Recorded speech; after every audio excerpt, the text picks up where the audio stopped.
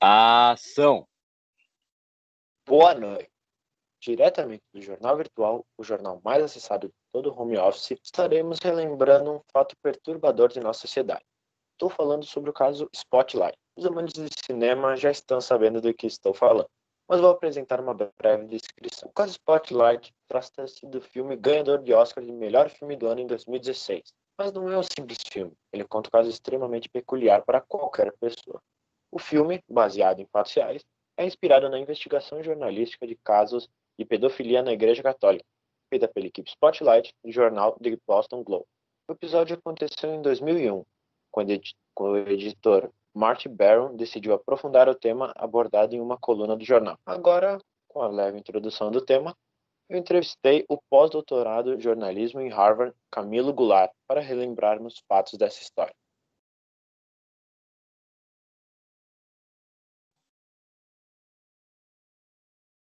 Boa noite, William. Boa noite. Bom, estamos aqui com um sábio e profissional no assunto. Afinal, ele foi um dos únicos jornalistas de outro jornal que acompanharam o caso de perto. Bom, É uma honra, hein? É uma honra estar aqui. Muito boa noite aí nessa segunda-feira, né? É uma energia e ter acompanhado o jornal virtual já fazem meses, né? Eu não aguento mais ficar em casa, nossa. Às vezes essas válvulas de escape, né, do conhecimento, né, expelir e receber conhecimento, né, nos fazem esquecer um pouco da bolha que a gente está, né? Exato. Esperamos que esteja no fim para nos reencontrarmos e lembrarmos até um pouco mais. Hoje é apenas uma lembrança desse fato triste, né, complicado, mas que acabe logo e poderemos nos encontrar. Bom, Camilo, aqui perguntas básicas. Como essa investigação começou? Essa investigação começou assim, se a gente for pro iniciozinho mesmo, começou em 1996. Foi quando um padre mais famoso de Boston, né, recebeu uma denúncia, o padre Johan. Só que ele já estava recebendo ali umas pequenas série de denúncias que a delegacia relevava, né? E o cardeal, né, o chefe, o arcebispo, o chefe de todas as igrejas de Boston, né? Ele só mudava de paróquia esse Johan e ele continuava atuando como sacerdote normalmente. Daí, em 1996, a Eileen McNamara, uma colega, né? Admiro muitíssimo ela. Ela chegou lá e falou: não, mas isso aqui é um pouco distorcido. E ela já estava, né, como colunista investigativa. E ela foi lá e escreveu uma coluna sobre essa denúncia. Só que isso não foi nem abafado, não causou tantos murmúrios, digamos assim, né? Não chegou, não impactou o povo, né, na proporção que deveria já ter impactado no ano de 1996. Mas o quê?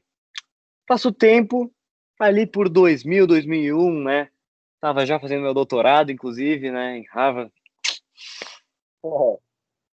É nostalgia, mas em 2001 chega um novo editor no Boston Globe. E ele fala o quê? Não, mas isso aqui, ele pega ali os dados da delegacia e olha as denúncias do Johan, olha as denúncias de outros padres, outros sacerdotes que acabam sendo abafadas ali, diminuídas, né, e não potencializadas, como o código de ética e, né, a moral de todos que prezam por um código, por um próprio código de ética correto, firme, sábio, né, possuem. Ele chegou esse novo editor e falou: isso aqui tá errado. Isso aqui tem muitos padres com denúncia e eu posso fazer algo. E daí ele começa uma saga do jornalismo que eu, assim, estar na mesma cidade quando aconteceu é um privilégio que eu agradeço até hoje, porque dali a equipe Spotlight, que era a equipe investigativa do Boston Globe, chegou ali e começou a investigar, ir mais fundo, a entrevistar vítimas, a buscar os padres, a buscar os detalhes das denúncias, e isso foi fundamental para uma investigação de peso, como foi a da equipe, né, gloriosa, prestigiada do Spotlight do Boston Globe, né? Isso mesmo. Podemos ver que foi uma saga de muitas etapas, né? Primeiro o levantamento das questões ali, das denúncias, depois a chegada dessa sua jornalista que você tanto gosta, e depois em 2001 o levantamento novamente do outro jornalista, como era o nome mesmo? Posso até conferir o nome aqui, mas foi o novo editor, né, Isso, o novo que editor, chegou exato. ali no jornal, né, em Ele questão. levantou novamente, como você falou, foi atrás das questões. E mais sobre a próxima questão, como era a situação dos Estados Unidos durante o processo dessa investigação toda? Ok, isso é uma pergunta muito interessante. Que bom que você levantou essa questão, porque em 2001 foi o ano mesmo que o Spotlight, né, chegou o novo editor, e foi o ano que o Spotlight foi a fundo, a equipe, né, a fundo nessa investigação, assim, mas eu lembro ver a Eileen, né, que ela é quem eu sou mais próximo, né, colega de trabalho, ver a Eileen se esforçando e perguntando para inúmeras vítimas e chegando até a padres, né, que aposentados. E daí chegou o quê? 11 de setembro de 2001. Ataque trágico, caótico, catastrófico gêmeo no World Trade Center em New York. E como todos os jornais, inclusive que eu trabalho, né, orgulhosamente até hoje, a gente teve que tirar algumas semanas para cobrir aquilo. Foi foi um caos generalizado, foi um terror, foi uma catástrofe absoluta e ao mesmo tempo espalhada entre fatos, entre contos, entre versões, e como era, um dizia uma coisa, o outro que tinha mais poder dizia outra, e o senso comum era diferente. Então, realmente, o ataque às Torres Gêmeas foi uma questão muito complexa em todos os sentidos, e o jornalismo não ficaria de fora, evidentemente. Então, de 6 a 8 semanas ali, a equipe Spotlight teve que se afastar do caso, e isso gerou um pouco mais de atraso, porque a justiça também se atrasou. E na justiça, para liberar os depoimentos das fontes, todas as informações, para o Spotlight poder publicizar esse caso, né, de tantos sacerdotes em Boston sendo abusadores, né, isso atrasou na justiça também.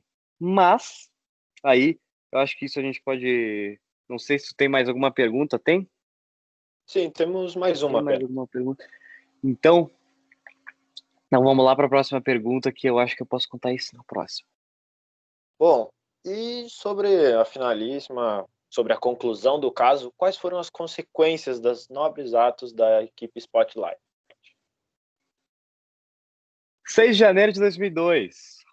Um dia que eu acordei estupefato, primeiramente, mas depois orgulhoso de ser jornalista e com uma vontade, um desejo de, ao menos em alguma vez na minha vida, produzir um trabalho que essa equipe tão vangloriada produziu. 6 de janeiro de 2002 saiu a primeira coluna contando muito na investigação sobre esse caso do Padre Johann, e ainda não os outros casos de muitos outros sacerdotes, e foi como um vulcão. E assim, ó, esse vulcão teve sua erupção, talvez não no momento certo, talvez poderia ter acontecido antes, talvez essa atitude poderia ter sido tomada antes, mas também poderia nunca ter sido tomada. E esse vulcão teve sua erupção violenta. Violenta. Para você ter uma ideia, William, depois desse 6 de janeiro, a equipe Spotlight publicou colunas atestando, afirmando, provando mais de 250 casos similares nas igrejas, nas paróquias de Boston, no leste dos Estados Unidos. E, então, estava falando em catástrofe antes? Mais uma, só que essa do bem. O cardioló, que, né, era tão empapado, né, tinha esse tom, esse vigor político, foi destituído do cargo e todas as paróquias e igrejas de Boston foram fiscalizadas e investigadas a pente fino até hoje. E isso nos Estados Unidos foi de uma influência enorme, porque ainda existem culturas, nichos internos, culturas internas dos Estados Unidos, que tem, por exemplo, a mesma igreja que é a Igreja Católica, com pequenas subdivisões para adequação a essas culturas. Então, por exemplo, Nova York é um exemplo disso. Se for para Nova York, cidade tão linda, toda a Igreja Católica é fracionada, né? Tem ali do Harlem, tem a St. Bernard na Sexta Avenida, né? Então, toda a Igreja Católica americana se uniu para combater essa terrível lamúria, essa terrível vergonha que, né, esses corruptos, para não falar coisa mais, corruptos fizeram a Igreja Católica passar. E além disso, 2015, né, chegou o Spotlight aí no Brasil, Spotlight Segredos Revelados, que é um filme que eu adorei ver, porque é tão verídico, tão real, tão comprometido a contar essa história desses heróis, colegas de trabalho, mas acima disso, heróis, que denunciaram sem esconder, sem omissões e com muita vontade, muita investigação e muita honra para exercer seu próprio trabalho, fizeram essa investigação da melhor maneira, da maneira mais completa e complexa possível.